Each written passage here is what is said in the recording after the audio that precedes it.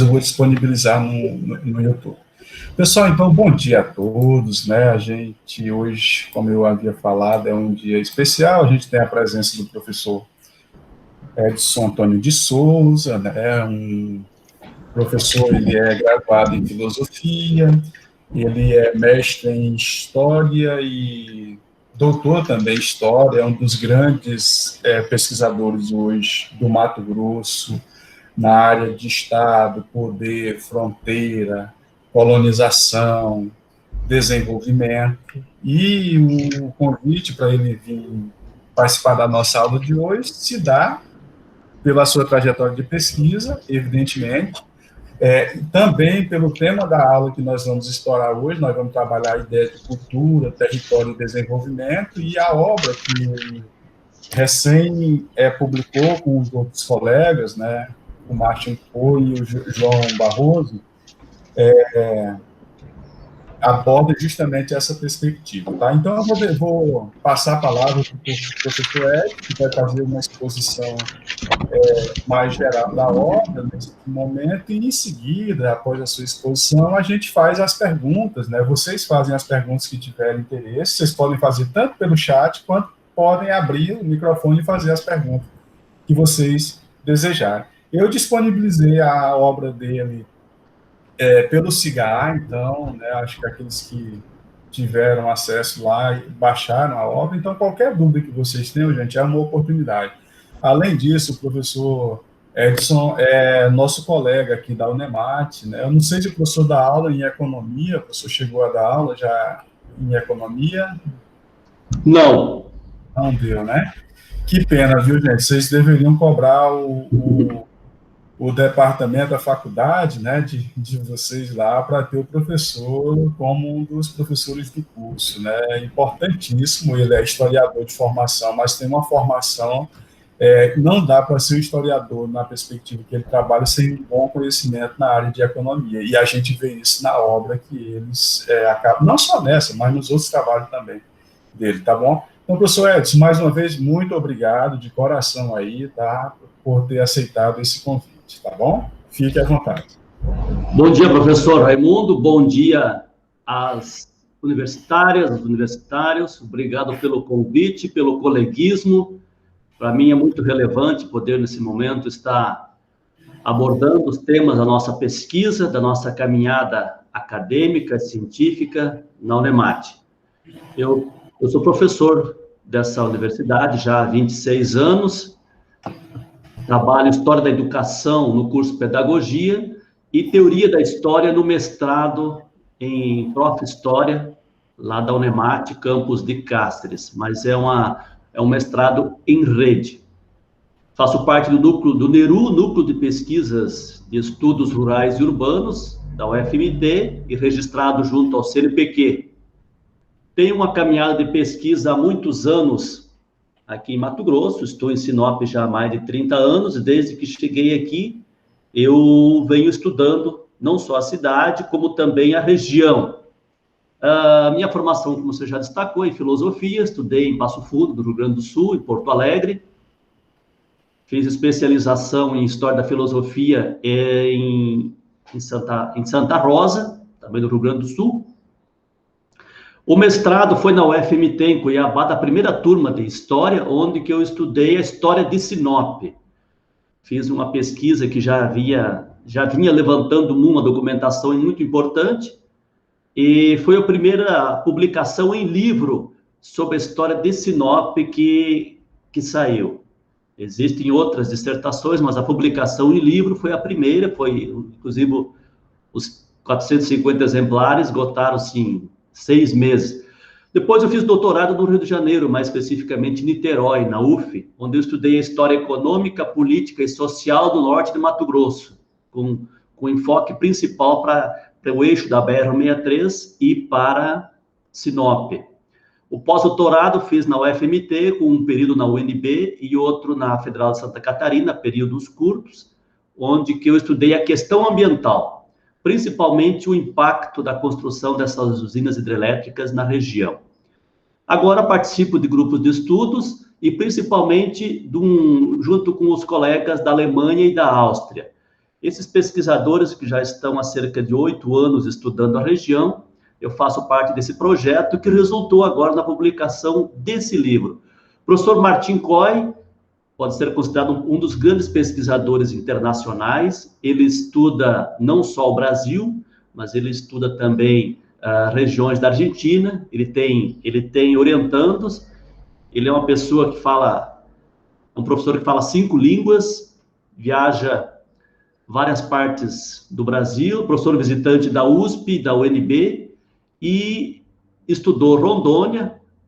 Foi um dos primeiros pesquisadores da década de 80 a estudar a história de Rondônia, depois a história de Cuiabá, e desde 88, 89, que ele vem estudando a região norte do Mato Grosso, mais especificamente Sinop.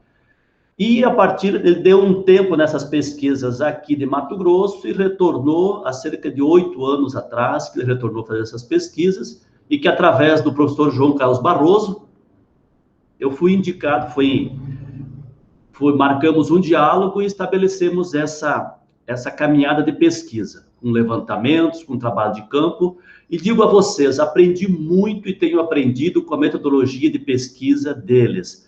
O professor Martin Coy, que ele é natural de Frankfurt, mas atualmente está na Áustria, e os demais colegas que vêm para o Brasil seguidamente, todo ano eles estão aqui. Estariam agora em agosto para o lançamento do livro, não fosse a pandemia.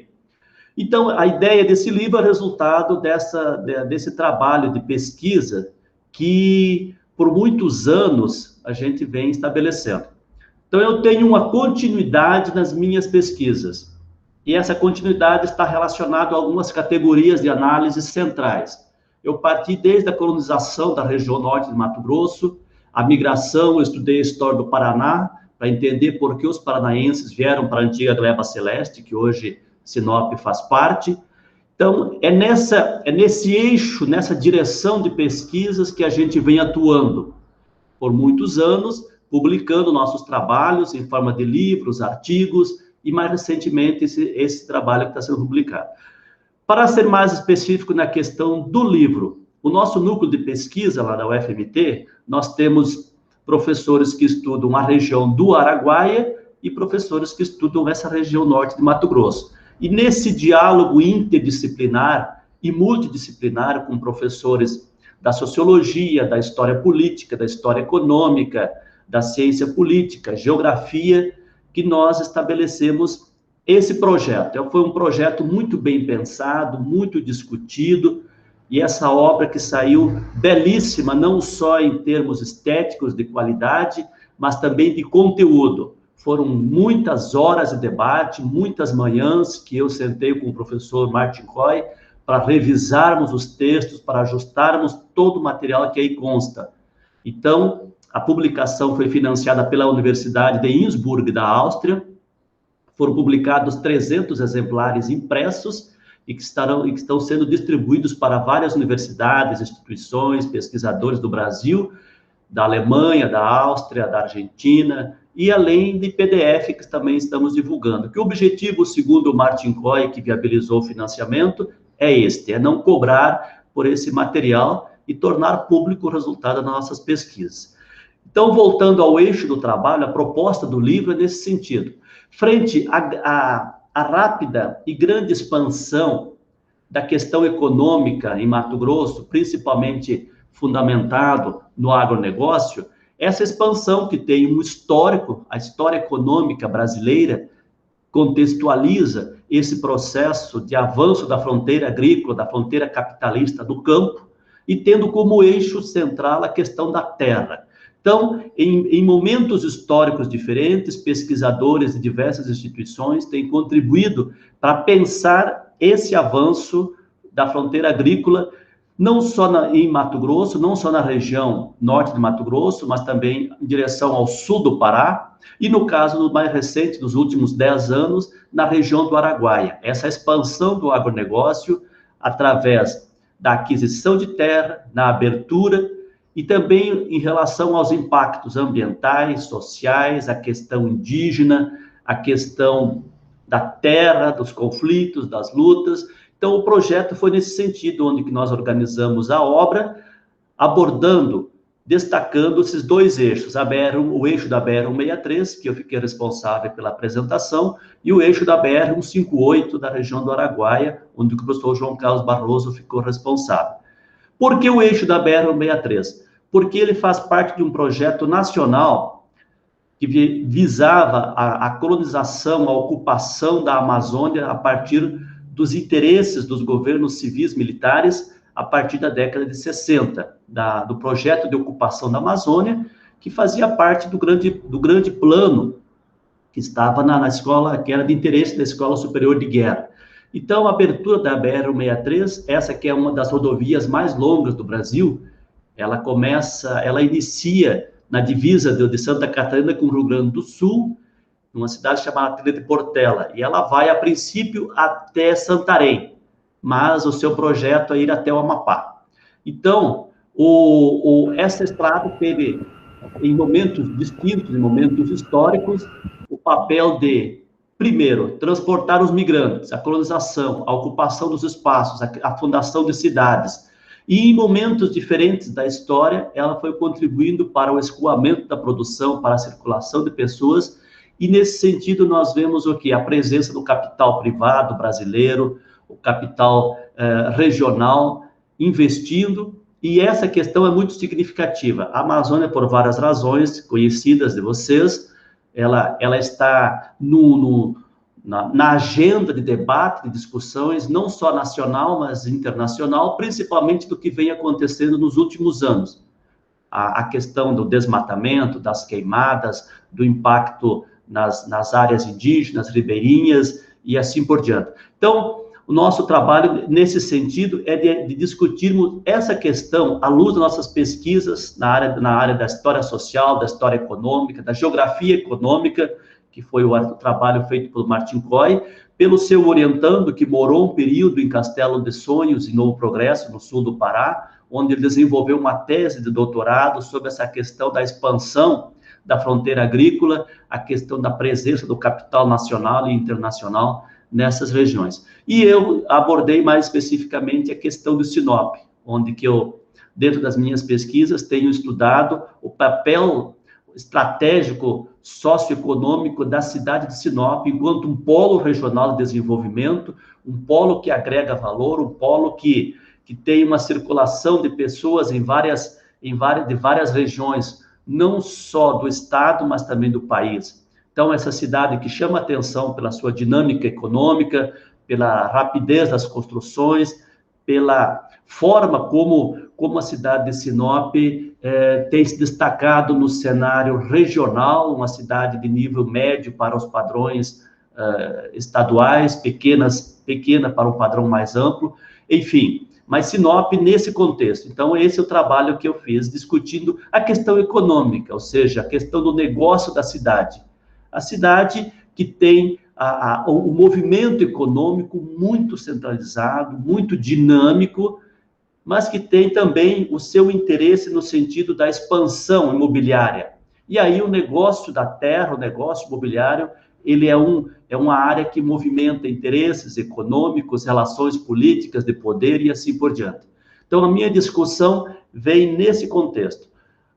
No outro eixo da BR-158, os colegas que escreveram sobre essa área de atuação, eles discutiram principalmente a expansão do agronegócio em fazendas, em áreas abertas, em áreas que estão sendo está ocorrendo um avanço naquela região, a questão do trator, a questão desse sentido, é muito relevante o que eles estudaram, o que consta no trabalho, ou seja, dessa realidade econômica norte-mato-grossense. Mas o grande mérito do nosso estudo é trazermos a público uma discussão aprofundada da questão econômica, da questão social, da questão ambiental, num período da história recente de Mato Grosso e brasileira. Eu vejo que esse é o grande mérito para se pensar a região norte do Mato Grosso, a região do Araguaia, num contexto de Estado, num contexto mais amplo. Porque quando se fala de agronegócio, ele é globalizado, nós vivemos uma economia globalizada, ou seja, de 70% a 80% da soja de Mato Grosso, que é o maior produtor de soja do Brasil, essa produção, em grande parte, vai para o mercado chinês. Então, nós percebemos que é uma economia globalizada. Quando nós temos acompanhado matérias da última semana, que produtores, que fazendeiros de Mato Grosso já comercializaram a safra de 2022. O que se deve a isso? Se deve a vários fatores, dentre eles a questão da demanda, dentre eles a questão do dólar, dentre eles vários fatores que para vocês que estão na área da economia é muito relevante compreender essa questão. E isto é interessante. E aqui está a importância desse debate, ou seja, um curso de economia, uma área de economia, pensar essa questão, não só a microeconomia, mas a macroeconomia, discutindo o quê? Discutindo os fatores importantes que envolvem esse setor social. Há uns anos atrás, eu organizei um livro, juntamente com alguns colegas professores de economia, sobre desenvolvimento regional. Inclusive, eu tenho alguns exemplares ainda, se alguém de vocês quiser, eu posso estar fornecendo. Não tenho em PDF, tenho ele físico. Mas nesse livro é uma coletânea, onde que tem, inclusive, o professor Wilmo tem artigos sobre desenvolvimento regional. Foi um livro publicado, uma coletânea aí pelo pelo curso de economia aqui da Unemate de Sinop. Então, essa é uma breve apresentação que eu falo da importância do trabalho, das nossas pesquisas, e eu vejo que, além dessa breve apresentação, também é relevante ouvir de vocês as perguntas, os questionamentos, para que eu possa estar esclarecendo, discutindo, e o que enriquece a nossa aula também é o debate. Então, de momento é isso, professor Raimundo, vamos abrir as discussões para que vocês possam estar perguntando e eu, a partir do que eu estudei, poder estar respondendo, explicando, indicando bibliografias, caminhos e assim por diante. Ok? Ok, professor Edson. A gente estende, se alguém quiser fazer alguma pergunta, né, pode abrir o microfone ou colocar lá no chat, como a gente apontou, né? Enquanto vocês não colocam a questão, de repente, eu vou fazer algumas, professor, que eu fiz a partir da leitura, né? Eu acho que o recorte, como eu destaquei, que vocês fizeram, né, é um recorte muito, muito interessante, realmente, para a gente pensar o Mato Grosso na contemporaneidade, nessa perspectiva aí multi- e interdisciplinar, né? Então, a minha questão, ela vai exatamente nessa perspectiva, né? Nós temos hoje o centro da dinâmica econômica do Mato Grosso é o agronegócio, né? E vocês apontam isso do ponto de vista de uma trajetória histórica, mas também política, né? Sobre o domínio do agronegócio, o Martin Poi já abre essa perspectiva, e é muito interessante, porque é muito interessante, porque, queiramos ou não, hoje há uma hegemonia em torno, né, dessa identidade ligada ao agronegócio.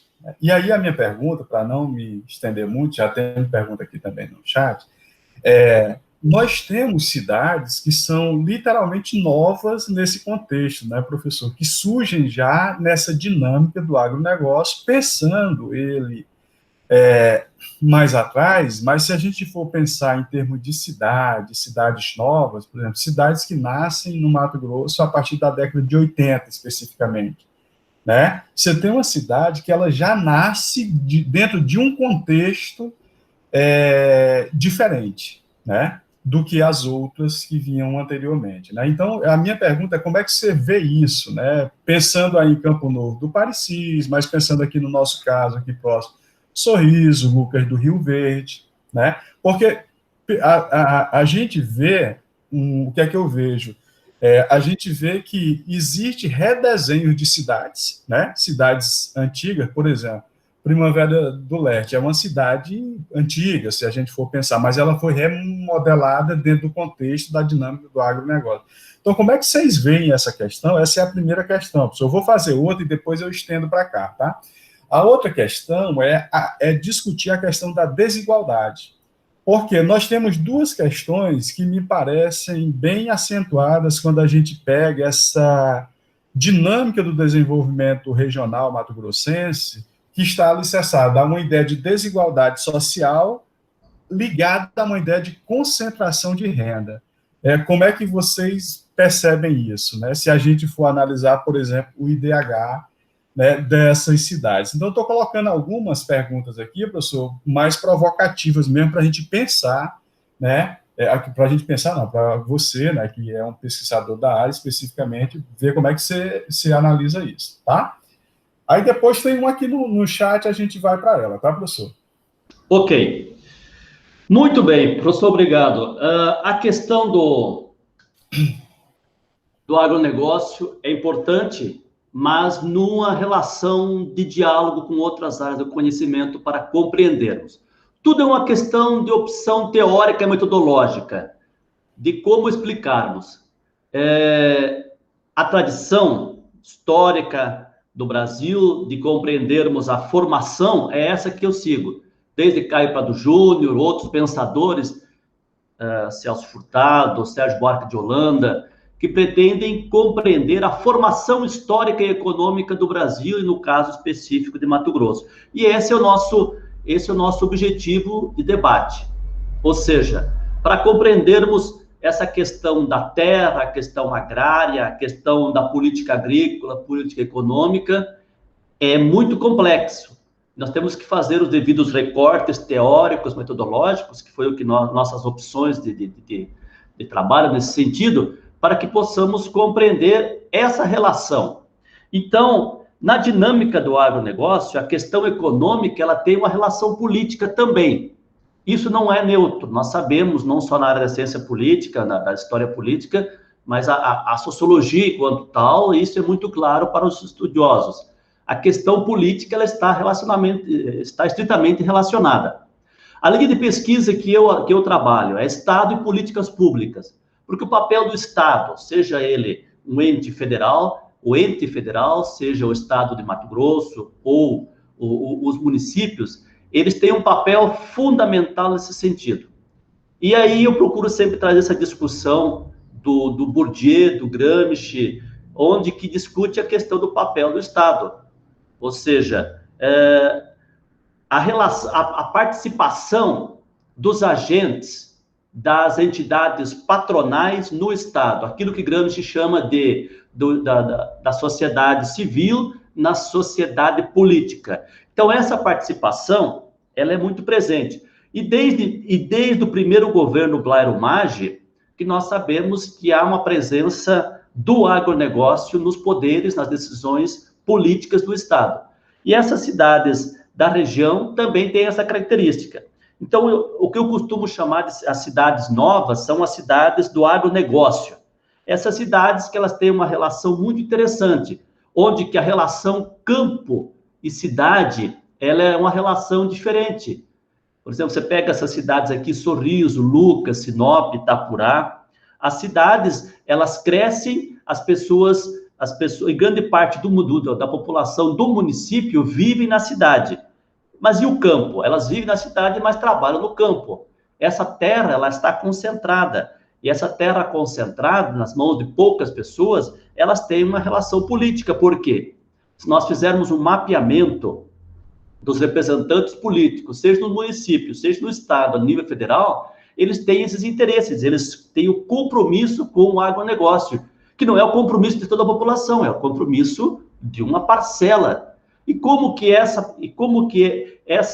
esse setor do agronegócio, politicamente, ele se expressa? Através das suas entidades, da ProSoja, da AMPA, das organizações privadas, que são as suas entidades, que se organizam com fins também de ter os seus representantes. Isso é público. Então, essas cidades do agronegócio, que eu costumo afirmar, como Ipiranga do Norte, Sapezal é um dos casos mais importantes no estado, uma cidade que surgiu praticamente com a família Maggi, que teve esse papel importante, e as cidades que foram emancipadas, principalmente a partir da década de 90. No caso, nós temos aqui Ipiranga do Norte, Itapurá, aqui em nossa região.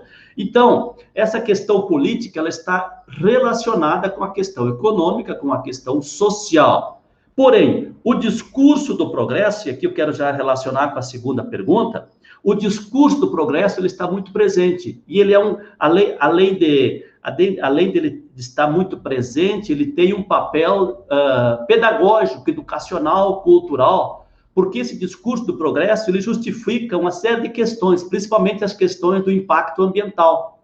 É necessária a devastação para que haja o progresso, mas esse progresso é para todos? Todos estão ganhando com ele? Como que é essa relação? Lembrando que nós vivemos no Brasil uma sociedade capitalista, e essa sociedade capitalista na fronteira, no caso, o capitalismo aqui na fronteira da Amazônia Mato-Grossense, é um capital acelerado, é um capitalismo acelerado, e aqui a abertura foi e continua sendo feita a ferro e fogo. O que significa? A questão da presença de máquinas e a questão das queimadas. Desde as cidades, as aberturas urbanas, expandindo-se para as aberturas rurais, elas são feitas, elas foram e continuam sendo feitas a ferro e fogo. A abertura pelas máquinas, e aí o uso da tecnologia, abertura pelas máquinas e o uso do fogo para acelerar essa ocupação, essa limpeza da terra, como alguns dizem. Então, nós temos que ter muito claro, e aí o papel do pensamento crítico, para diferenciarmos esse discurso, o que são discursos e o que são falácias. Mas o discurso do progresso, ele está muito presente, que esse é um viés positivista, que está, desde a nossa bandeira do Brasil, de ordem e progresso, ele está muito presente, justificando certas práticas sociais, econômicas, ambientais nesse sentido. Então, esse discurso do progresso, ele é desenvolvido pelos intelectuais, pela mídia, por várias formas sociais de formação de opinião. Porém, nós vemos, por outro lado, que os dados de Mato Grosso trazem isso, a questão da concentração de terra. Mato Grosso é um dos estados do Brasil que tem a maior concentração de terras por hectares, por habitantes. Há uma grande concentração de terra. E que essa concentração de terra, ela é resultado de um processo histórico que vem desde o início do século XX. Então, esse processo histórico de concentração, e aí o papel do Estado é fundamental, principalmente o ente federativo, principalmente a União, o papel do Estado no sentido de ocupação dessa região. Como que se deu a ocupação? Principalmente através do papel do Estado, viabilizando, financiando e contribuindo, mas também tendo presente a questão da grilagem de terra e a legalização de terras públicas. Mas a concentração de terra, na perspectiva de alguns estudiosos, afirmam hoje, os chamados barões do agronegócio, que nós sabemos que, em grande parte, o agronegócio em Mato Grosso não paga imposto, porque existe uma lei federal chamada Lei Candir, que isenta de pagamento de impostos daqueles produtos das commodities que são exportados. Isso tem provocado uma alta concentração de terra. E aí eu vejo que a indicação para as pesquisas de vocês, dos estudantes, fazer um levantamento dessa questão, ou seja, nós temos no Estado um certo distanciamento de uma pequena parcela com grandes concentrações de terra, de poder, de dinheiro, e onde eles estão investindo isso, nas cidades, e qual é o investimento que é feito. Além do mais, nós temos bolsões de pobreza, não chegamos a afirmar de miséria, mas de pessoas que estão em condições sociais, não de desemprego, mas de uma renda muito aquém. São trabalhadores, há uma classe trabalhadora, que em grande parte é a sua subsistência, que isso é muito relevante. Porém, essas cidades do agronegócio, polos, como é o caso de Sinop, ela envolve uma cadeia de relações. Ela tem, então, Sinop, por exemplo, ela tem uma cadeia produtiva e ela faz parte de uma rede de cidades de agronegócio. Como isso funciona? A cadeia produtiva são os produtos que estão relacionados, desde a venda de sementes, insumos, a comercialização de máquinas, compra, venda, a toda uma cadeia. A rede é que ela participa, através do uso de tecnologias, de uma rede muito mais ampla de comercialização, que ela é regional, ela é nacional e ela é internacional. Então, esses fatores são muito relevantes para compreendermos a dinâmica social e econômica, e principalmente agora com os impactos dessa pandemia, que tem trazido questões mais relevantes ainda para serem discutidos, para serem debatidos. Então, a concentração de renda no Estado é alto, ou seja, a questão da terra é uma categoria-chave para ser compreendido, e historicamente nós temos estudado isso, quando o Pepino vendeu terras da antiga Gleba Celeste, o objetivo principal era ocupar essa região, era colonizar dentro de um projeto nacional de ocupação da Amazônia. Essas etapas foram sendo superadas por interesses econômicos, por investimentos públicos e privados, para compreendermos hoje o que nós temos enquanto cidade, enquanto região, e os seus impactos sociais e a sua relevância, a sua contribuição para o estado de Mato Grosso, no sentido econômico, mas também no sentido social, de criação de renda e, enfim, melhor qualidade de vida das pessoas, que esse é o grande desafio. Penso que é por aí, professor. Próxima pergunta. Obrigado, professor. A Amanda Vieira Zanco faz o seguinte questionamento, professor. A questão sobre as usinas, isso vai causar quais danos na região de Sinop? Muito bem. Essa questão eu tenho acompanhado desde a época das audiências públicas que eu participei, tanto em Sinop quanto em Alta Floresta, e depois eu estive pesquisando em loco as usinas. Foi um dos temas do meu pós-doutorado, e que eu publiquei num livro, numa coletânea que foi publicado em 2018, sobre essa questão. Mas, rapidamente falando, a questão desse complexo, vamos falar, o Complexo Hidrelétrico Telespires, ele faz parte de um projeto nacional de produção e distribuição de energia através do Sistema Nacional de Energia. Então, é um projeto de governo e um projeto de Estado também, onde que várias usinas pelo Brasil passaram a ser construídas nesse sentido. Essa fronteira que antes, até alguns anos, era só fronteira agrícola, a fronteira da Amazônia, aqui vamos falar também da Amazônia Meridional, essa fronteira que era uma fronteira agrícola, ela passou também a ser uma fronteira energética, com esse potencial de produção. Então, o que nós vemos, o Telespires, que é um dos afluentes do rio Amazonas, ele teve todo esse estudo por parte de interesses do capital nacional e internacional de investir numa das áreas de maior lucratividade que existe no Brasil. É quase 100% a certeza de lucro. Os custos, os riscos são mínimos, tendo em vista o projeto que esses grupos desenvolvem. No caso específico aqui dessas 4 usinas, elas foram construídas nesse sentido, com esse objetivo, para que a energia fosse levada para o centro-sul do país, principalmente a região sudeste. Então, é uma energia que está interligada, ela faz parte do sistema nacional de energia, e os impactos, e aí são questões muito sérias que nós estamos acompanhando agora, os impactos principalmente ambientais. Tivemos os impactos sociais, porque para construir uma usina, no caso dessa aqui, Telespires, para construir uma usina dessa natureza, foi necessário desapropriação, foi necessário que tivesse derrubada de matas, em parte, grande parte eles não derrubaram, e um projeto de impacto ambiental. Nada disso foi feito de uma forma ilegal, não. Teve aprovação dos órgãos estaduais e federais para que ocorresse. Agora, existiram e existem questões que ficam muito a serem perguntadas, ou seja, por que isso está acontecendo? Quando era discutido nas audiências públicas esses possíveis impactos, alguns não entendiam ou achavam que não ia acontecer. Dentre eles, a questão da mortandade de peixe. Porque das 4 usinas, as outras são chamadas lâmina d'água. Elas não têm um grande reservatório. A de Sinop é diferente. Ela é como se fosse uma caixa d'água.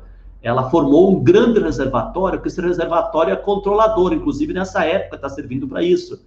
Ele controla a quantidade de água para abastecer as outras. Então, esse grande reservatório, ele tem provocado os devidos impactos, ou seja, de início, quando morreram toneladas de peixes no ano passado, quando foi fechada a usina, final do ano, início desse ano, quando a usina foi fechada, quando foram fechados para formar o lago, teve o problema da vegetação e teve o problema com os peixes. Então, essa questão, para a empresa, eles sabiam que isso ia acontecer.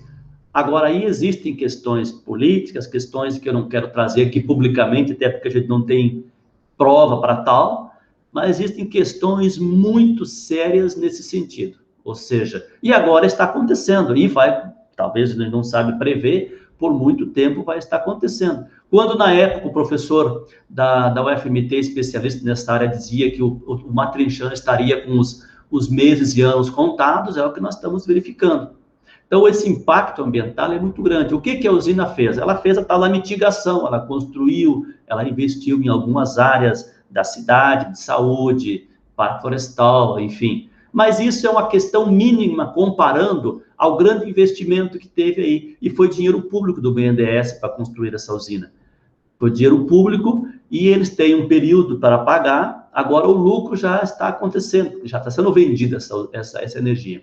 Então, os impactos que nós estamos vendo ambientais diretamente são gravíssimos, não acredito que isso será resolvido, até porque a Justiça, um dos únicos órgãos fiscalizadores que está cobrando é o Ministério Público Federal, o Ministério Público Estadual. A SEMA, já tem uma tradição muito duvidosa da sua atuação e pelo que nós vemos, está tentando cobrar da usina, mas é uma questão que o tempo ainda vai estar mostrando para nós até que ponto isso vai acontecer. Então, é uma questão muito séria. Por outro lado, quais são as perspectivas econômicas às margens desse lago? Já devem estar ocorrendo, que é a questão de chácaras, de pousadas, de locais de lazer. Isso vai estar acontecendo, provavelmente, investidores, pessoas de Sinop, da região, construindo hotéis, enfim, agregando todo um valor à questão dessa área alagada, algo que nós já vimos em Manso ou em outras cidades, outras usinas pelo Brasil. Uma das entidades que sempre levantou esse questionamento, que tem cobrado disso, é o MAB, o Movimento dos Atingidos por Barragens no Brasil. Um movimento que sempre levantou esse questionamento, que organizou audiências públicas, passeatas, protestos aqui em Sinop, e com o apoio do Ministério Público Federal, enfim. Mas esse, eu poderia dizer, é o preço do progresso. Que progresso é esse para todos? Vamos supor, a energia elétrica de Sinop barateou? Não. Até porque o objetivo não era esse. Mato Grosso, 40% da energia de Mato Grosso é exportada para outro estado. E nós pagamos uma das energias mais altas do Brasil. Então, o que na perspectiva da economia isso pode ser discutido? Não significa que tenha em abundância e que vai baratear. Não é essa a lógica. Não vou estar entrando na lógica capitalista, não é essa. Porque se assim fosse, Mato Grosso poderia ter uma das tarifas de energia elétricas mais baratas do Brasil. E não tem. Não tem por quê? Principalmente pelo alto valor do imposto que é cobrado. Se vocês pegarem a fatura de energia de vocês e observarem o que vocês pagam de energia, praticamente é metade do que você paga de outras taxas e impostos embutidos e assim por diante. A questão dos commodities, não tenho dados sobre isso, é um estudo de quanto que fica para o município de Sinop, para o município de Cláudia e demais municípios que são impactados pela usina. Então, esse é o preço que se paga, a questão ambiental da construção dessas usinas. E o que chama atenção também, que essa linha de transmissão de alta tensão foi construído por uma empresa chinesa, que se estabeleceram em Vera, e que fizeram esse trabalho em poucos meses de construção da linha de alta tensão que interliga ao Sistema Nacional de Energia. Então, essa é uma temática muito presente, muito séria, crítica, que cabe a nós estudiosos, cabe aos universitários estarem acompanhando, discutindo, tem documentos, principalmente para que se torne claro que essas questões não estão ocorrendo por acaso. Elas têm um contexto, elas têm interesse, principalmente econômicos, e não só regionais, nacionais e internacionais também. É por aí, professor. Muito bem, professor Edson. Mais alguém gostaria de fazer uma outra pergunta? Pode usar o chat, se não quiser falar. De repente tem outro dado aí que possa nos ajudar a refletir, a gente vai dialogando com o professor, né? Enquanto não aparece, professor, eu vou batendo um papo aqui contigo em outras questões, né? No primeiro artigo que o Martim Coy levanta, ele fala dos ciclos econômicos, né, de Sinop, né? Ele aborda o ciclo do café, aborda o ciclo da madeira, da mandioca, da madeira e o ciclo da soja, né? E aí ele coloca exatamente essa questão, né? Havia um outro projeto de colonização para Sinop, em que ele foi, ao longo do processo, redesenhado nesse aspecto, né? Como é que você vê isso, né? Qual é a leitura que você faz dessa interpretação, professor? Essa discussão é interessante. Na minha dissertação de mestrado, eu abordei essa questão econômica, que depois o Martin Coy também avançou nesse debate. A história da colonização de Sinop, da ocupação, ela tem um fator econômico fundamental. Vamos fazer um recorte aí, sempre deixando claro que a história de Sinop não começou com a chegada do N. Pipino e o João Pedro Moreira de Carvalho aqui.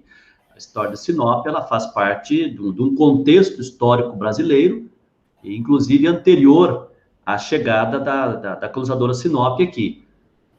Os índios, nós temos que levar em consideração os índios caiabis, que viviam na região, que foram levados para o Parque Nacional do Xingu pelos irmãos Vilas Boas.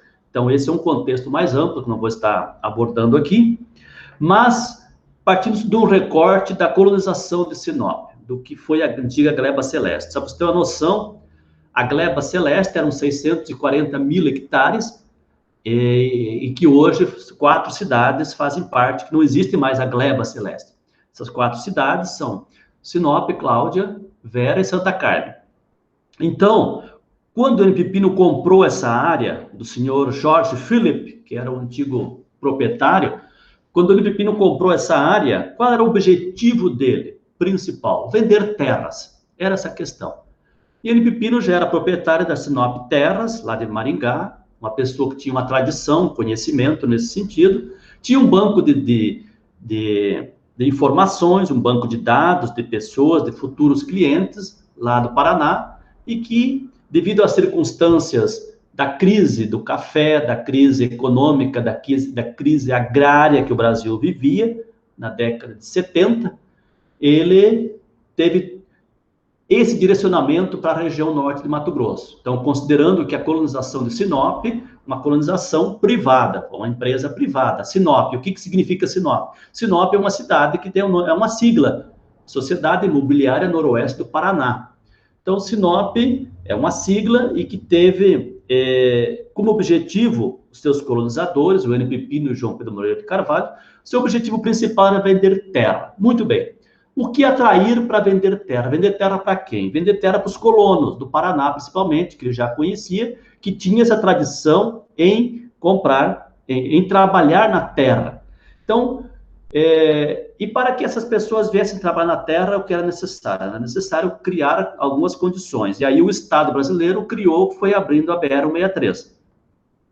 Mas produzir o quê? Produzir o que eles sabiam lá, café.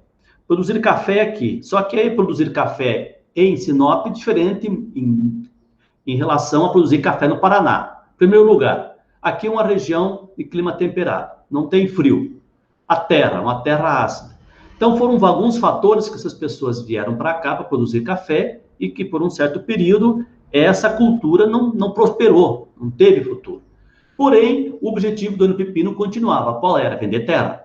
Para que as pessoas ficassem, para que as pessoas continuassem trabalhando a terra, então partiu-se para um projeto de produzir pimenta, uma tentativa de pimenta, que também não prosperou.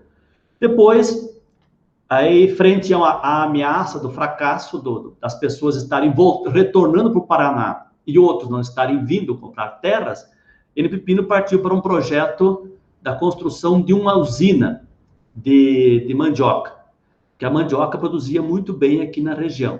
Então, foi construída através de um convênio, de uma parceria com uma empresa alemã, foi construída a Sinop Agroquímica, que é uma empresa onde hoje está a Vitale. Então, essa empresa, essa grande usina que eu cheguei a conhecer quando vim para cá, essa usina produzia milhares de litros de álcool por semana. Então, uma das estratégias era essa, para que as pessoas viessem produzir na terra, para que as pessoas viessem para cá plantar e se manter aqui. Com a decadência também dessa atividade, aí partiu-se para a questão da madeireira, considerando que as madeireiras, desde a vinda do N. Pipino, já tinham as primeiras madeireiras de Sinop. Ampliou-se o número a partir da década de 80. Aí Sinop chegou a ter mais de 400 madeireiras. Era o segundo, Sinop teve o segundo maior polo madeireiro do Brasil. Só ficava atrás de Paragominas, no Pará. Mas Sinop teve o segundo maior polo madeireiro. Então, a atividade madeireira, ela deu sustentação para a colonização. E que essa atividade teve o seu auge na década de 90 e até 2005, quando começou a decadência com a Operação Curupira. Então, a atividade econômica foi contribuindo nesse sentido, nos ciclos econômicos. A partir de 2005, então, Sinop passa a fazer parte já desse avanço, dessa presença daquilo que hoje é chamado do agronegócio, o negócio da agricultura de uma forma empresarial, principalmente por empresários, por produtores capitalizados da região de Sorriso, de Lucas e também de fora do estado de Mato Grosso. Esse avanço cíclico, a partir do momento que a terra foi sendo desmatada, as matas foram sendo derrubadas, eu acompanhei esse crescimento através de pesquisa de campo, em Vera, Feliz Natal, de empresários que estavam avançando, comprando. Então, esse novo ciclo que Sinop passou a fazer parte desse contexto da questão do agronegócio, mas aí ampliando e agregando valor. Ela deixa de ser apenas uma cidade relacionada à questão madeireira, ela tem um papel importante no setor de serviços, e que isso eu fiz parte dessa discussão, desse projeto de sociedade, no final da década de 90, início do ano 2000, onde se pensava o futuro de Sinop para os próximos 20 anos. Na época, que era o que foi discutido, era o seguinte, que Sinop seja um polo regional de serviços. E esse polo ele envolve a questão de uma cidade universitária, uma cidade que agregue várias universidades, várias instituições e escolas de diversos níveis, uma cidade também que seja um polo de saúde, de prestação de serviços na área da saúde, uma cidade que seja um polo de prestação de serviços em órgãos públicos de diversas naturezas, que é o que realmente ocorre aqui. Então, essas questões foram sendo pensadas, foram sendo discutidas nesse ciclo.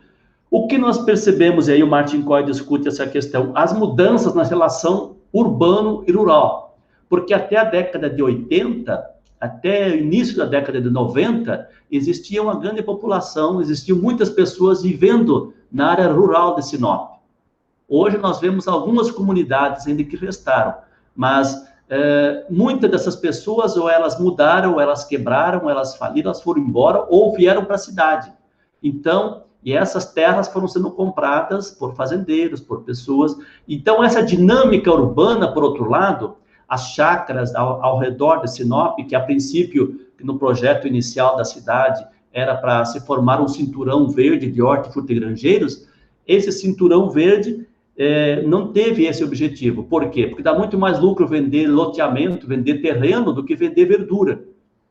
Então, essas chácaras, elas passaram a ser loteadas, que é o que nós vemos hoje. Sinop hoje tem mais de 70 empresas e pessoas que vendem terrenos, lotes, chácaras, fazendas, então é um grande comércio.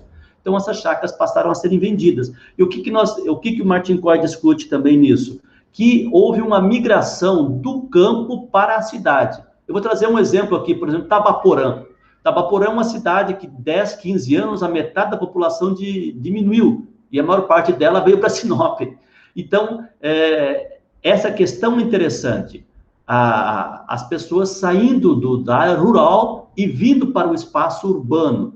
Então, Sinop teve esse fenômeno, essa questão do crescimento dos bairros e as cidades e o campo esvaziando enquanto pessoas só que o que sustenta um e o que sustenta outro é uma relação econômica, é uma questão interessante de ser estudada, como que se dá isso. Então, o trabalho dele é mais ou menos nessa direção, discutindo ciclos econômicos, o que deu esse termo meio delicado, sustentabilidade, porque sustenta para quem, enfim, o que contribuiu para que essa relação econômico-rural ela fosse dando, ou seja, e Sinop recebendo investimentos econômicos, tendo em vista a sua valorização imobiliária, porque aqui tudo tem um preço, e o preço não é barato. Nós temos imóveis em Sinop, casas aqui de 4, 5, 6 milhões, em bairros nobres, loteamentos fechados, algo que para uma cidade desse porte do interior do Brasil é elevadíssimo. Mas a que se deve isso? Então, essa questão do investimento. Então, nesse raio de relações de cidades vizinhas, nós vemos o quê? Por exemplo, eu conheço pessoas, empresários de Castelo de Sonhos, no sul do Pará, que ele não vai investir 200, 300 mil na cidade dele, ele vai investir em Sinop. Tive nas minhas pesquisas, por exemplo, pessoas de Cláudia, de Colíder, que investir 500 mil naquelas cidades, não, investe em Sinop, compra um apartamento, compra algum imóvel, tendo em vista o que é essa valorização. Então, essa questão é um conjunto, que eu quero dizer, não quero estar limitando aqui o debate, é um conjunto de fatores que economicamente impactam a questão da cidade. E no caso que o Martim trabalha, esse contexto histórico, ou seja, o que contribuiu para que a cidade conseguisse se manter, principalmente o projeto de colonização da colonizadora, que hoje não existe mais a colonizadora Sinop da época, da forma tradicional como era. Hoje existe o grupo Sinop, a imobiliária Sinop, porque ela não coloniza mais. Esse papel social dela já foi cumprido. Então, hoje ela tem loteamentos urbanos, ela tem comprado novas chácaras para abrir, para lotear, e esse é um dos projetos dessa empresa. Então, é esse o contexto que eu vejo que é importante pensarmos. Um contexto histórico, a história econômica do município, mas também a sua relação, que não é só local, não é só regional, mas ela tem também uma dinâmica muito mais ampla. Eu vejo que esses são pontos fundamentais para a gente estar pensando. Tudo bem, professor Edson, muito interessante, né? No artigo que tu traz, no livro, é uma discussão várias são muito importantes, inclusive o título, né? Você dá a cidade como negócio, eu achei muito, muito interessante, né? A sacada que você teve, né, nesse contexto para pensar a Sinop nesse aspecto, né? Porque eu acho que vai exatamente nessa direção, né, de pensar essa cidade como um centro de negócio, e aí tu traz algumas questões ligadas à territorialidade, à especulação mobiliária, a ideia da cidade partida, né, um modelo de desenvolvimento desigual e combinado, né, entre um lado da cidade mais desenvolvido, um outro menos assistido, e também tu traz uma outra questão que eu acho muito interessante, é uma provocação que eu faço, que é em relação à questão das sociabilidades, professor, né, porque isso tem a ver com a ideia de identidades, né, a gente acaba, gosto muito dessa perspectiva do Zimmel, né, para discutir essa questão das sociabilidades. E aí tem alguns pontos que me chamam a atenção, não só aqui, mas como em outras cidades com característica um pouco semelhante, que é a ideia das identidades fora de lugar, né? A gente vê, por exemplo, lá em Tangará da Serra nós temos o CTG e o CTN, né? O Centro de Tradições Gaúchas, o Centro de Tradições Nordestinas, e nós temos o esconderijo dos mineiros também, né? O mineiro, pela sua cultura, né, mais, né, um pouco menos exposta, ele é mais recatado, etc. Tal. Mas esse ponto de fusão, e você, como um pesquisador que trabalha a fronteira, e nós estamos num estado extremamente fronteiriço, né, professor? Por exemplo, quem é o mato-grossense lá de Novo Progresso, na divisa com o Pará? Quem é esse sujeito? Né? Quem é o sujeito que está lá em Alto Taquari, né, lá na divisa com o Mato Grosso do Sul? Quem é o sujeito que está lá na divisa com Tocantins? Quem é esse mato-grossense que está lá na divisa com Rondônia? Né? E quem é esse mato-grossense que está no norte do Mato Grosso, mas que é metade gaúcho, metade paranaense, metade catarinense, ou que está lá no médio norte do Mato Grossense, que é paulista, é mineiro e etc. Tal. Onde é que eu quero chegar, professor? Que é uma provocação, né? Qual é a identidade ou esse hibridismo cultural que nasce em regiões como essa, que a gente possa dizer o seguinte, né? Por exemplo, ideologicamente a gente percebe isso, né? A ideia Sinop, capital do Nortão, né? Sorriso, capital do agronegócio. Então há uma identidade política nesse aspecto, mas há identidade de sociabilidade, né? Desse sujeito que já está aqui como você, por exemplo, há 30 anos, 40, etc. e tal, né? Qual é o elemento identitário desse sujeito que faz com que ele tenha a ideia de pertencimento a esse lugar? É porque tu traz discussões que me fizeram pensar a partir do teu texto. É por isso que eu estou provocando. Tá bom, professor? Ótima provocação, professor. É muito interessante essa questão. Eu trabalho uma disciplina na pedagogia chamada História da Educação de Mato Grosso. E eu contextualizo a história do Estado desde o século XVIII para compreender. Eu estudei muitos anos a história do Estado de Mato Grosso, mergulhei, fiz cursos para compreender a história em períodos diferentes do Estado. O que é o Mato Grosso antigo, Mato Grosso, Cuiabá, que completou 500 anos, Castres, que tem 230, se não estou enganado, mas tem mais de 200 anos, Castres, Diamantino, enfim.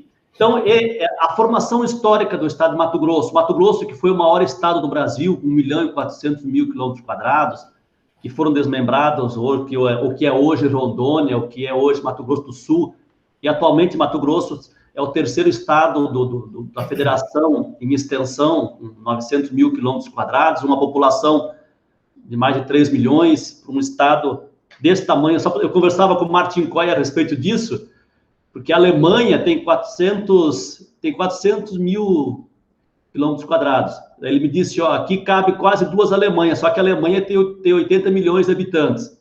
Aqui cabe 2 Paraguaios, e aqui 1,5 Alemanha em território. Então, só para você ter uma noção, uma comparação simples, para você ter uma noção disso. Agora, a questão cultural é interessante. Nós sabemos que é um contexto histórico. Quando nós pensamos a região, é um emaranhado, é uma teia de relações e a questão política. Por exemplo, o Nortão. Quando nós entramos na entrada, aqui na entrada de Sinop, está escrito lá no viaduto Sinop, capital do Nortão. Nortão não existe. Não existe na geografia política, não existe na questão territorial. Nortão é uma construção ideológica política para a delimitação de território, para fins de dominação e principalmente para fins eleitorais. Aqui já de se pensar, já teve projetos de divisão do Estado, que depois, se quiser, eu explico melhor isso, criação do Estado do Norte Mato Grosso, enfim. Então, essa é uma ideologia.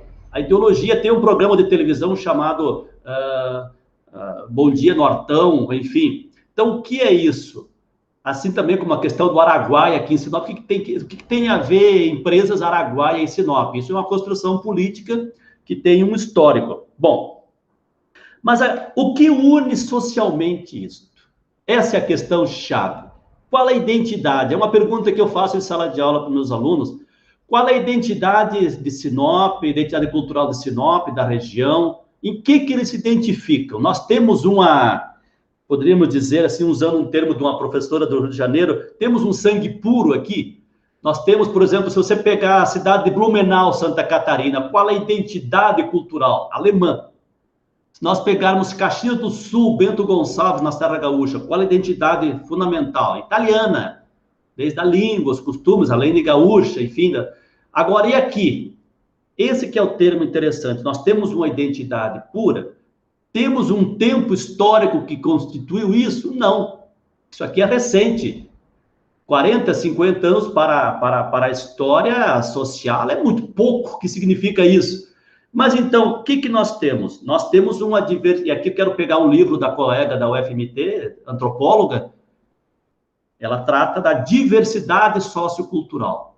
Nós temos uma diversidade sociocultural com expressões e manifestações no tempo e no espaço a partir de uma herança cultural que trouxeram dos seus estados, até porque sem cultura não há vida. Mas como que se expressa aqui? E quais são os traços fundamentais? E aí eu quero trazer a contribuição do Bourdieu. Bourdieu trabalha a questão do capital cultural e dos bens simbólicos. Então, nós temos os bens do capital físico, material e simbólico. Como que se expressa? Mas uma categoria-chave da fronteira, porque as pessoas vêm para a fronteira, nós viemos, e os que vieram, os que antecederam, eles vieram para quê? Para caçar, para namorar, para matar mosquito, fazer o quê? Vieram para ganhar dinheiro. Essa é uma questão chave. E ganhar dinheiro de que forma? Pelo trabalho. Então, o trabalho passa a ser uma categoria-chave, e é essa questão que ela é um vetor fundamental para compreendermos essa região, é o trabalho. As pessoas vivem, se relacionam na velocidade do trânsito, enfim, pela questão do trabalho. Trabalha-se muito. E o que está relacionado a essa questão do trabalho? Aí entram as práticas, onde que as pessoas se encontram, porque só trabalhar, chega na sexta, no sábado, as pessoas estão cansadas. Vão fazer o quê? Então, aí entram as questões que o Bourdieu diz o seguinte: as expressões culturais, elas se expressam de uma forma material e simbólica.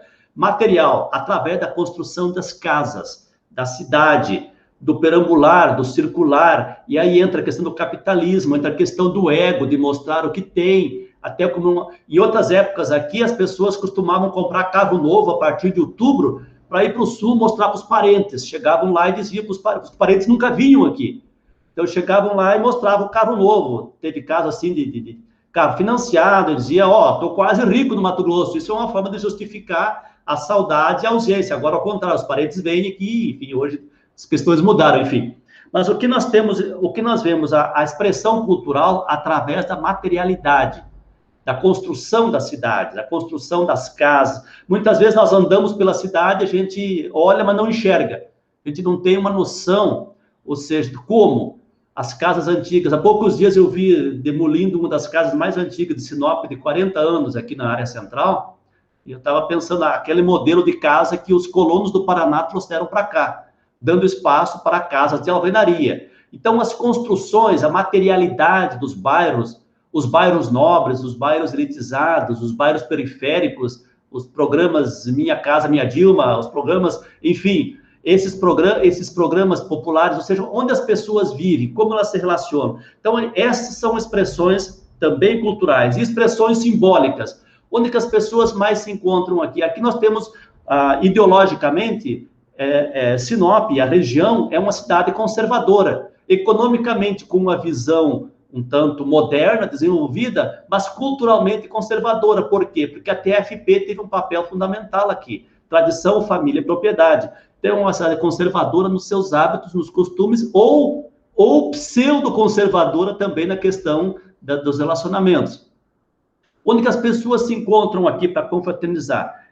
Praticamente aqui ainda é aquele velho provérbio do Império Romano. Os maiores prazeres estão relacionados à cama e à mesa. Então, ainda onde que as pessoas mais se encontram? Nessas relações. Se encontram em espaços de alimentação, de festa. Além disso, temos que considerar que Sinop é uma cidade jovem, de grande parte de juventude. Então, as pessoas se encontram aonde? Elas se encontram nesses locais. Nós temos, por exemplo, CTGs, o CTG, que é um espaço. Nós temos outros clubes, mas não temos aqui espaço definido para a cultura mineira, para a cultura italiana. Então, por exemplo, no CTG, quando as pessoas vão ao CTG, elas não vão, alguns vão com a tradição gaúcha, piochada, outros não, vão de outras formas, vão pelo quê? Pela alimentação, pelo encontro, pelo lazer. Então, essa questão é importante nós discutirmos, por quê?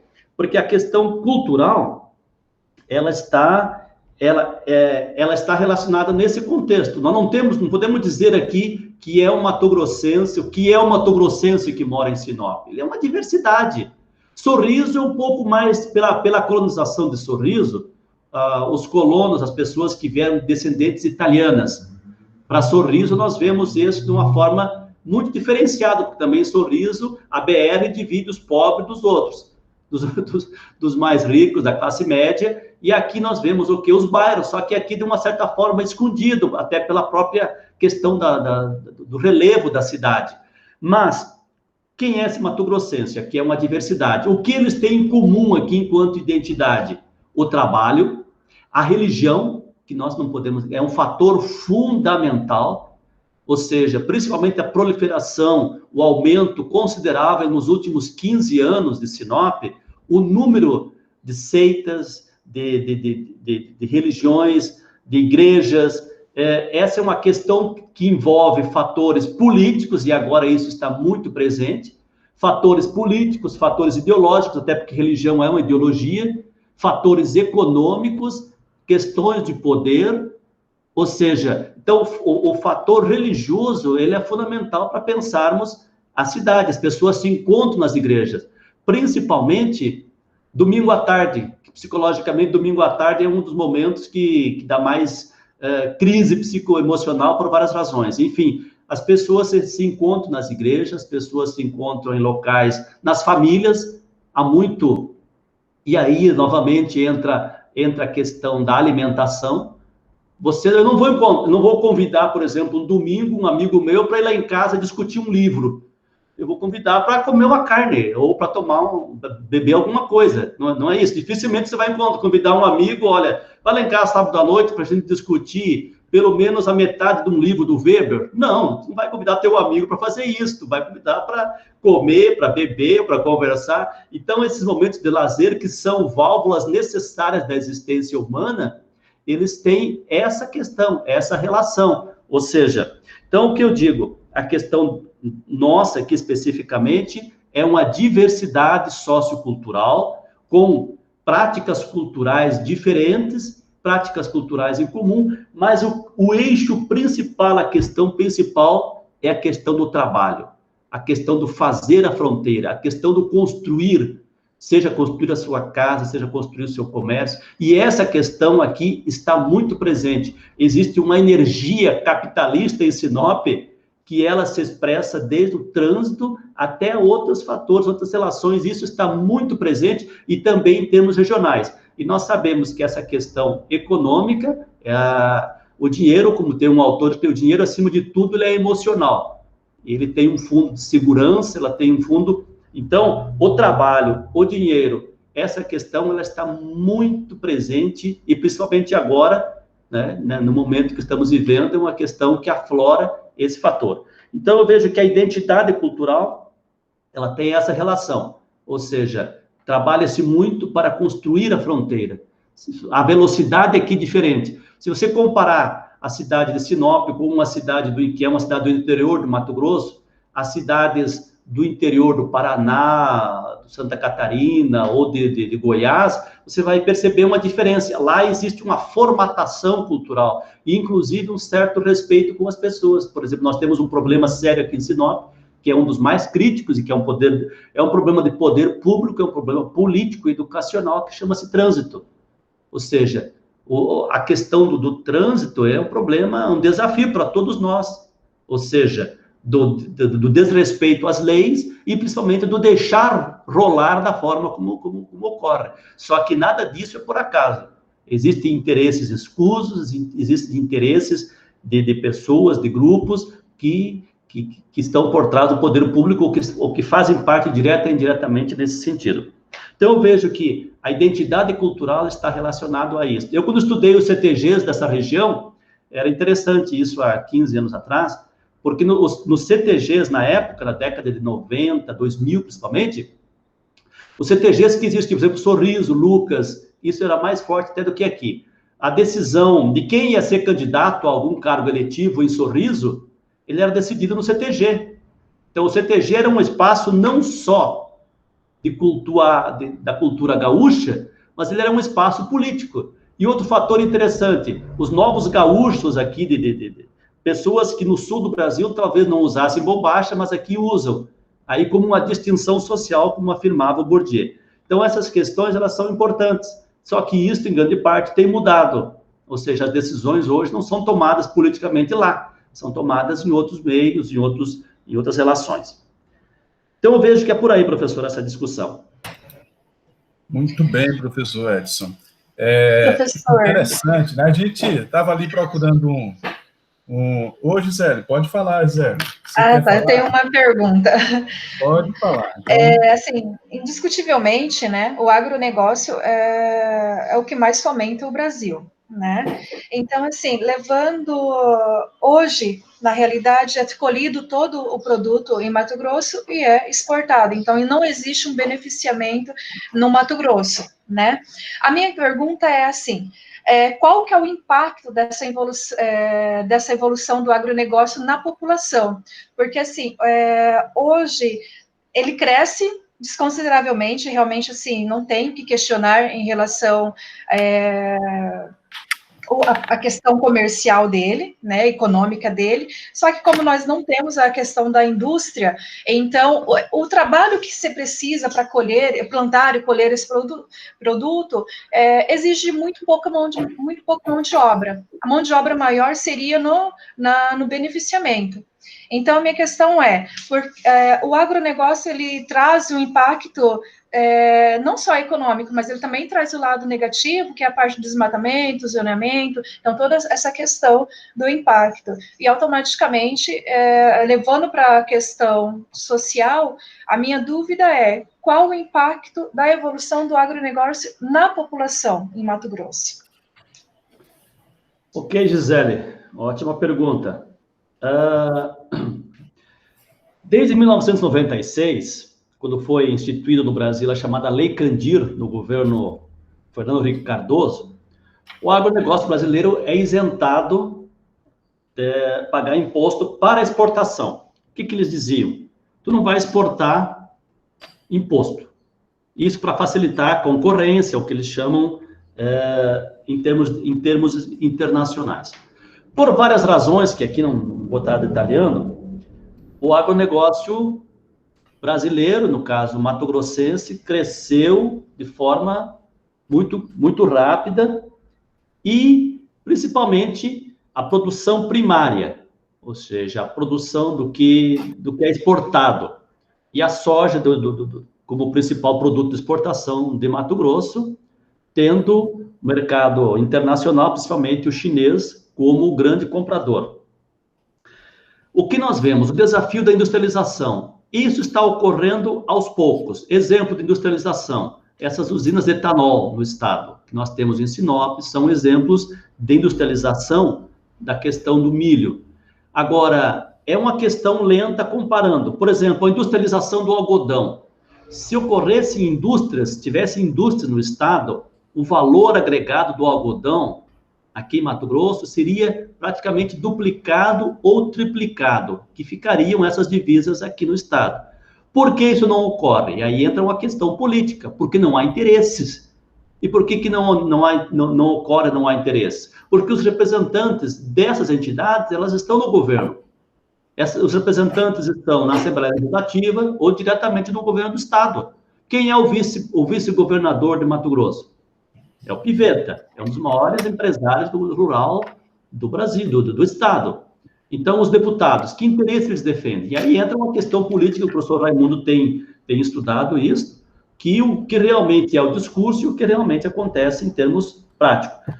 Quem se beneficia com o agronegócio? Principalmente quem diretamente está dando com ele. Agora, quem? Todos. Que aí teríamos que entrar numa outra discussão muito... O professor Wilmor, na tese de doutorado dele, tem um trabalho interessante que pode detalhar para vocês melhor essa questão de quem realmente se beneficia. Primeiramente, nós sabemos que os grandes produtores, que têm recursos, têm condição, eles são os grandes beneficiados, que são poucos no estado. Mas existe uma cadeia. Quem vende produtos, por exemplo, uma das áreas que são muito lucrativas, a área de semente e a área de insumos. E aí entram o que eles chamam de defensivos agrícolas. Por exemplo, se vocês pegarem Sinop existe uma cadeia nesse sentido. E vamos pegar, por exemplo, a universidade. A UFMT forma engenheiro agrônomo. Esse engenheiro agrônomo ele sai com uma visão de servir o agronegócio e não a agricultura familiar. Ou ele vai vender veneno, ou ele vai dar assistência para o grande, médios, enfim. É essa visão de formação. Então, quem se beneficia? Essa cadeia que está diretamente relacionada, mas que não são muitos. Diretamente. Agora, indiretamente, existe uma circulação que é mais ampla. Porém, não podemos negar que a questão da mão de obra é mínima. E esse é um fator importante que eu quero trazer para vocês, que não é novidade, você já deve ter discutido, porque o agronegócio moderno, chamado no Brasil, e especificamente em Mato Grosso, esse agronegócio, ele tem se desenvolvido a partir de uma tecnologia muito avançada. É o que chama-se tecnologia de precisão. Essa tecnologia de precisão, ela está cada vez mais avançada. Só para você ter uma noção, o desenvolvimento de máquinas que são guiadas por diversas formas, inclusive por satélites, é uma coisa impressionante. Hoje utiliza-se até drones. Então, para você ter uma noção no avanço, empresas que prestam assistência, e aqui é uma questão, Gisele, empresas que prestam assistência ao agronegócio, é uma questão indireta, principalmente relacionados a tecnologias, startups, programas que fornecem, enfim, mas a utilização até de drones. Eu estive, não no ano passado, no outro ano, eu estive numa das maiores feiras do agronegócio aqui em Sinop, e também em Lucas do Rio Verde, para ter uma noção do desenvolvimento desse maquinário. Por exemplo, a máquina mais cara hoje que colhe algodão. Vocês já verificaram nas lavouras a forma como o algodão ele é solto em rolos com mais de 1 tonelada? Quanto custa uma máquina daquelas? Máquinas que já são guiadas por GPS praticamente. Então, essa tecnologia cada vez mais avançada, e quem vai trabalhar, quem são os operadores? Não serão não é desmerecendo qualquer funcionário, são pessoas que têm que ter um conhecimento, um preparo. Então, eu vejo que essa questão no campo, gerar emprego, é muito pouco. Você até pode ter acompanhado que a cada ano, quando começa a safra, muitas pessoas são contratadas. Dali 4, 5 meses, há uma demissão em massa. São pessoas que servem para alguns serviços básicos, gerais. Uma época que eram chamados catadores de raízes, quando estavam abrindo os espaços. Isso não está acontecendo, porque as áreas já estão formatadas. E essas áreas, utilizam-se nessas áreas máquinas, implementos com grande tecnologia. E isso produz, em termos de dinâmica, muito grande, uma acumulação. Só para você ter uma noção, como esse fator tecnologia no campo ele é fundamental, se nós compararmos, por exemplo, há 50 anos atrás, ou mais, qual era a tecnologia utilizada para abrir as matas no interior do Paraná, por exemplo? Ainda era aquela forma manual. Para abrir uma área demorava-se muito tempo. Vejam, Mato Grosso, em 40 anos de exploração, de colonização desse eixo da BR-163, a utilização da máquina, da motosserra, do trator, do correntão, do fogo, do que eu digo, do ferro e fogo, isso foi uma questão tremenda. O que foi o avanço disso, muito grande. Então, a produção, vocês imaginam se ainda fosse ter que produzir nessas grandes fazendas, ainda com o modelo antigo de trilhadeiras, manual, puxado por bois, o que significaria? Então, o fator tecnologia, ele é determinante em nossos estudos, não podemos negligenciar esse ponto, a chamada tecnologia de precisão. E aí está a questão, por exemplo, a cidade. A cidade cresce, a cidade presta serviços, mas no campo quem está? Poucas pessoas e máquinas. Mas essas máquinas, elas têm que vir para a cidade. Da onde que vai o combustível para essas máquinas? Vai da cidade. Aonde que moram os donos dessas fazendas? Eles moram nas cidades, moram nos loteamentos fechados de Sorriso, de Sinop, têm uma qualidade de vida, ou seja, e aí entra um outro fator social interessante que eu tenho verificado, por exemplo, em Sinop. Em Sinop, não só, mas vou colocar a questão aqui também, isso acontece em Sorriso e Lucas, a família vem de uma região do Brasil, vem de Minas, vem do Paraná, de São Paulo, ela vem morar aqui na cidade. O homem vai a 100, 200 quilômetros de distância, ele vai na segunda e volta na sexta, mas a esposa e os filhos ficam aqui, porque tem que estudar, porque tem melhor qualidade de vida, mas ele se desloca. Isso relaciona o quê? A questão dos carros.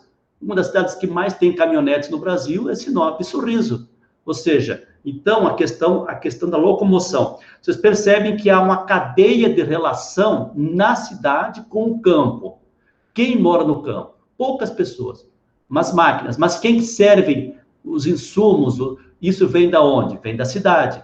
A questão de bancos, a questão de órgãos públicos, o papel do aeroporto, a questão dos hotéis, enfim. Há toda uma relação interessante nesse sentido. Mas a questão do emprego realmente, gera emprego? Muito pouco, diretamente, muito pouco. Agora, se você pegar lojas, empresas que vendem sementes, insumos na cidade, essas empresas, elas estão gerando emprego. Tem pessoas relacionadas a isso, que estão comprando, que tenham indiretamente, né, aquilo que chamamos de cadeia produtiva nessas cidades do agronegócio. Então, o impacto social nesse sentido. Agora, uma questão interessante para ser estudado, né, no caso de vocês, é a questão das outras pessoas, por exemplo, que trabalham em outras áreas da cidade. Quanto essas pessoas ganham? Qual é o salário médio? Nós sabemos que no Brasil, 51% da população brasileira, antes da pandemia, recebia o salário mínimo. No Sinop, qual é o salário médio da população dos trabalhadores de Sinop? Gira em torno de quê? 2 salários? 3 no máximo. Agora, com a pandemia, essas pessoas estão trabalhando aonde? Na construção civil? O que elas estão fazendo? Então, o agronegócio tem esse fator, mas não é o único, né? Isso nós temos que pensar. Então, eu não tenho aqui, na verdade, respostas prontas. Eu tenho indicações de questões que isso é o papel da universidade. É levantarmos essas problemáticas, indicarmos livros, indicarmos textos e valorizar a pesquisa. Isso que eu vejo que é importante, que a pesquisa ela vai trazer essa realidade para além dos discursos, cruzando dados, cruzando números, que os economistas também gostam, para que possa compreender, além de dados oficiais, os censos oficiais do Estado, dados do IBGE, fazermos esses cruzamentos, mas termos sempre uma questão muito séria, que essa é uma experiência de pesquisa, termos cuidados com os discursos, porque eu já entrevistei empresários e empresárias, o discurso político, o discurso, enfim, mas o que realmente na realidade é, né? Então, essas questões, termos e aí o papel da filosofia, aqui o meu viés de filósofo, de fazermos essas perguntas frente a esses contextos. Então, eu vejo que não temos grandes respostas, mas sim indicações para pensarmos essa problemática, que ela é complexa, ela é muito mais ampla, mas é importante de ser estudada. Acho que é por aí, Gisele. Sim, professor. Até uma vez eu acabei participando de uma discussão onde que, na época, os madeireiros eram considerados o câncer do desmatamento, né, o câncer da Amazônia. E, na realidade, na discussão ali, acabou jogando essa bola para o pessoal dos agronegócios, né? Que até então, se a gente for analisar para um outro contexto, que eu acho que não cabe nesse momento, é uma questão bem que leva muitas discussões, né? E que até o momento nós não chegamos numa conclusão, e na realidade eu não vejo ninguém falando de sugestões ou soluções para esse outro impacto ambiental que causa o agronegócio. Mas é bem válido a discussão e conversar sobre isso. Tá, eu esqueci de uma questão, Gisele, que é muito importante, que essa é pouco discutida. Um impacto também do agronegócio chama-se veneno, a questão dos agrotóxicos. Esse é um ponto delicado, mas é uma realidade, não por vários fatores não é apresentado, Gisele, ou seja, os efeitos do agrotóxico na saúde pública.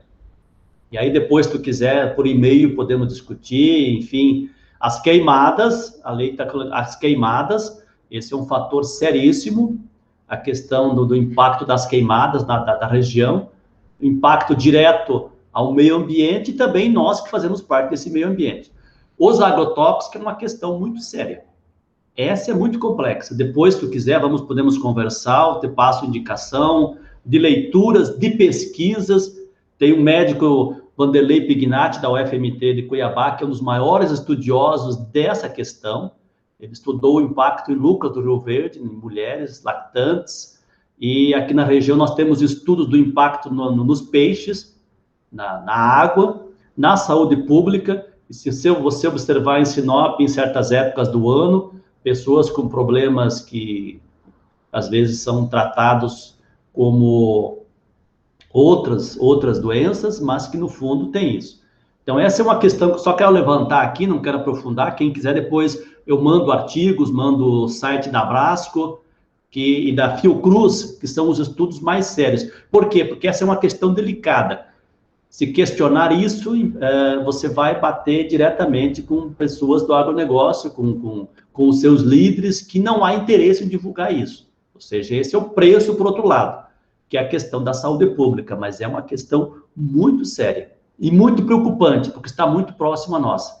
Essas cidades, elas estão circundadas por fazendas, e essas cidades, elas têm um impacto, porque, por exemplo, o que é jogado de avião, o que é jogado, o vento leva, num calor, enfim, há toda uma situação complexa e que tem impacto na saúde. Isso já há comprovação em outras regiões do Brasil. Aqui é como se fosse algo que não devesse ser discutido, é muito ocultado, médicos sabem, eu já conversei com pessoas da área da saúde em outros ambientes, que eles, sem gravar, sem nada, eles falam dessa questão do que está acontecendo. Então, a questão da saúde, ela é um caso, é um impacto do agronegócio seríssimo também, que tem que ser levado em consideração, porém não é muito discutido. O discurso madeireiro, esse é muito sério. Ou seja, há um discurso aí. Você percebeu, você sabe que eles trocaram de nome. Não chamam mais setor madeireiro. O que eles chamam hoje, Gisele? Setor de base florestal. Então, foi por quê? Porque eles, a crítica a esse setor muito grande, e que eles, até por uma questão discursiva, eles mudaram para tirar o foco. Inclusive, eles diziam, não, nós não somos responsáveis. Sim, mas então a mata cai sozinha? Nós não somos responsáveis pelo desmatamento. Sim, hoje, por exemplo, as queimadas da Amazônia, o que está acontecendo? Quem é responsável? O mato está caindo sozinho, pegando fogo sozinho, para que depois alguém chegue e vá plantar soja? Não. Isso é ingenuidade. Nós, na academia, principalmente que estudamos, precisamos ter a responsabilidade para compreender isso. Não, não é assim. Há um interesse.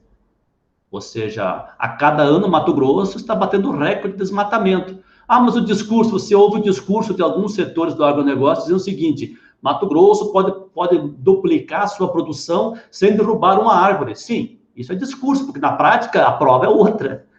E principalmente com a situação política do Brasil que estamos vivendo, que aí não é novidade para ninguém, é só lermos para a gente compreender o que está acontecendo.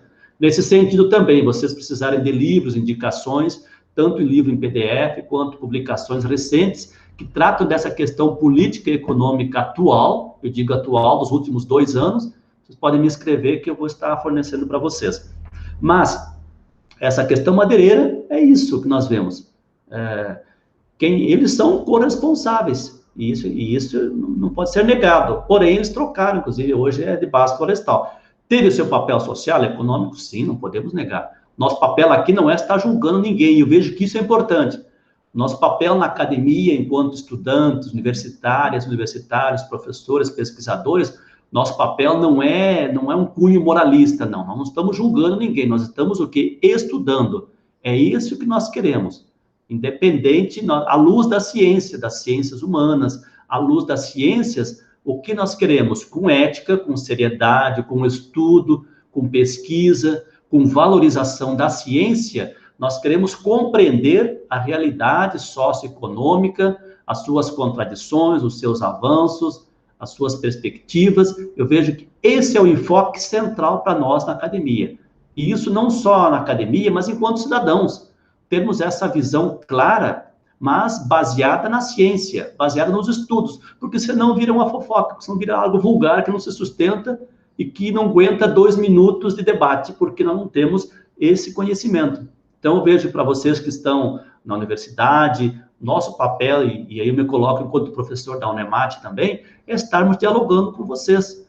Em momento oportuno, no próximo ano, ou depois que tivermos a vacina, a gente pode estar fazendo um trabalho de campo com vocês. Eu faço com colegas da UFMT, o pessoal da geografia de Cuiabá, que vem para cá, o pessoal dos alemães. O ano que vem os alemães estarão aqui, se Deus quiser, vamos fazer um trabalho de campo junto com eles, pesquisar, entrevistar. Todo ano eles fazem isso. E isso é interessante, esse intercâmbio. Por que não? Futuramente vocês poderem estar fazendo um mestrado na Alemanha, na Áustria. Só tem um probleminha, aprender a falar alemão até lá, mas isso é tranquilo, é uma língua fácil de ser aprendida, e põe fácil nisso, né? Então, essa questão é fundamental. Então, relacionado a isso, a esse estudo, o que eu digo a vocês? nosso compromisso ético de pesquisa, e principalmente vocês que estão na academia, é termos bons contatos, fazermos parte de grupos de estudos, de pesquisas, de núcleos de pesquisas. E o que é estratégico nesse momento? O que é estratégico é uma questão central. Continuarmos estudando, continuarmos lendo na universidade ou fora dela, contarmos com pessoas que estão pesquisando, que têm essa visão, falarmos uma segunda língua, além do português, que já não é fácil falar e escrever corretamente, termos o inglês, porque o inglês ele é uma língua comercialmente mundial, é uma língua estratégica e é tecnologia. Isso é irreversível. Então, esses 3 pontos são fundamentais. Eu sempre falo isso nas minhas aulas, essa questão é fundamental. A tecnologia. Não precisamos ser experts em programação, não é isso. Mas termos, por quê? Porque qual setor hoje que tu vai trabalhar que não dependa de computador, de informática? Olha nós aqui, ó. Olha nós aqui. Algo que era para começar a ocorrer na Unemat o ano que vem, por essas razões, estamos se virando aqui, estamos trabalhando dentro do possível, né? Em momento oportuno, vamos com certeza nos encontrar, fazermos esses debates. Então, eu vejo que essa aqui é a questão. Ela é muito importante para nosso crescimento, nossa formação, nossa discussão, professor Raimundo e Gisele.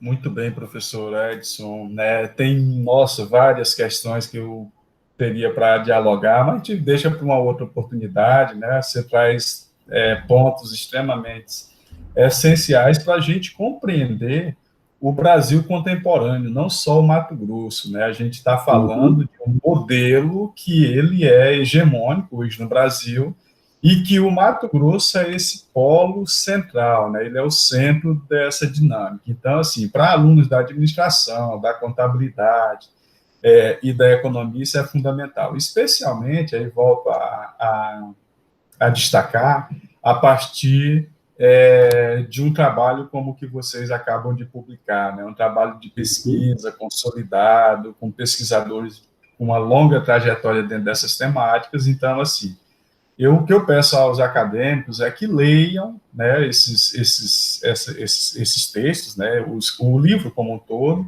e como o professor falou, né, ler é sempre importante para a gente ter uma boa formação, ser um bom pesquisador, um bom gestor, um bom analista, né? É fundamental que a gente consiga ter isso em mente, né? Como o professor destacou, e eu reforço aqui na disciplina, é uma disciplina de sociologia, está na área básica do curso da administração e da contabilidade, né? No caso, tem alunos aqui de letras também, mas é fundamental para vocês compreenderem melhor e analisar criticamente a sociedade, sempre sobre esse viés, né? Esse viés crítico, olhar tudo com crítica, inclusive as nossas falas e etc e tal, porque é assim que você vai se constituir enquanto um cidadão, enquanto um bom pesquisador, né? Eu sempre reforço isso. Lembre-se da minha primeira aula, né? Cada um constrói a sua árvore do conhecimento, né? Agora, não constrói cegamente, constrói com quê? Com suor e luta, né? Não tem como ser diferente, né? Então, assim, eu fico extremamente agradecido ao professor Edson, né? Infelizmente, a gente já está chegando quase às 9 horas aqui, é difícil ficar muito tempo na frente do computador para todos nós, né? Mas eu fui agraciado com sua fala, professor, né? E é um prazer te conhecer, nós estamos no mesmo departamento, né? Mas eu cheguei agora, então, desculpa, na mesma faculdade, né? Mas, infelizmente, a pandemia não fez com que a gente tivesse esse contato pessoal. Tá bom? Eu agradeço.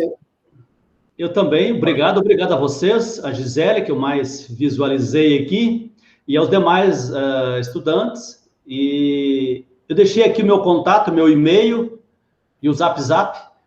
Vamos conversando. Nós vivemos na sociedade da informação e do conhecimento, mediatizada também pela tecnologia. E nós temos eventos importantes hoje ocorrendo, que eu posso estar informando a vocês. Nós vamos ter uma palestra segunda-feira de uma rede de pesquisadores sobre fronteira. E quem quiser, eu sempre falo assim, não fico mandando. Então, quem quiser, me escreve, me manda um e-mail, ou me manda uma mensagem que eu vou enviando.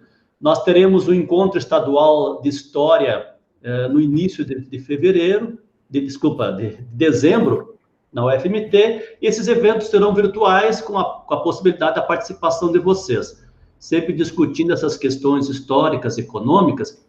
Então, para concluir, agradeço a participação de vocês aqui, a presença virtual. Obrigado, professor, e sempre em momento oportuno estaremos aqui para discutir. Nós somos colegas da universidade e esse é o nosso compromisso ético, moral, de estarmos participando e desejando sempre as boas-vindas às universitárias, universitários. Conte conosco, não tenham dúvida, qualquer questão dentro da nossa área de atuação, manda uma mensagem, professor, tal questão pode contribuir, eu envio contatos com professores, pesquisadores do Estado ou de outras universidades que a gente se relaciona, e vamos conversando. Em momento oportuno, podemos marcar outro, mês que vem, outro debate desse, com enfoque específico, daí eu preparo uma questão específica que há interesse de vocês. Hoje foi mais abrangente, podemos tal questão, aprofundar tal questão, a gente pode estar fazendo isso. Vamos marcarmos um dia só questão de Sinop, né? A gente pode estar aprofundando vocês, eu vou fazer uma explicação mais aprofundada sobre a história das instituições, sobre a questão da população, enfim, até curiosidades, por exemplo, por que Enio Pipino não teve filhos, e como que ele dividiu o capital, morreu no mesmo dia morreu no velório do sócio, no mesmo dia que morreu o João Pedro Moreira de Carvalho, morreu o Enio Pipino, enfim, são curiosidades que também faz parte da história cultural da cidade e assim por diante, ok? Então, eu vejo que é isso, obrigado pela participação, pela presença, e continuamos conversando, vejo que hoje esse é o nosso foco nas nossas aulas virtuais. E qualquer dúvida, me escrevo. Obrigado a vocês. E, gente, perseverança. Vamos em frente. Bons estudos. Saúde, acima de tudo. Continuamos nos cuidando. Mas também cabeça erguida. Pensando nos projetos, nos estudos. E como professor de yoga também, eu falo para vocês. Namastê. Obrigado, professor. Namastê. Ok, obrigado.